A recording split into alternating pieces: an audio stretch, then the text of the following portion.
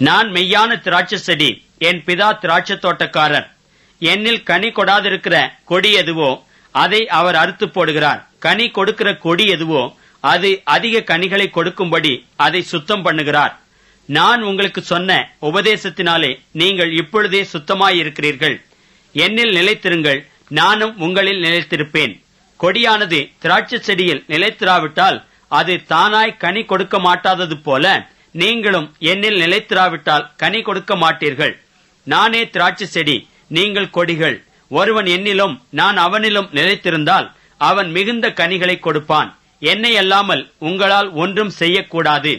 ஒருவன் என்னில் நிலைத்திராவிட்டால் வெளியே எரியுண்ட கொடியைப் போல அவன் எரியுண்டு உலர்ந்து போவான்.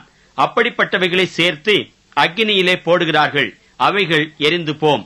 நீங்கள் என்னிலும் என் வார்த்தைகள் உங்களிலும் நிலைத்திருந்தால் நீங்கள் கேட்டுக்கொள்வது எதுவோ அது உங்களுக்கு செய்யப்படும்.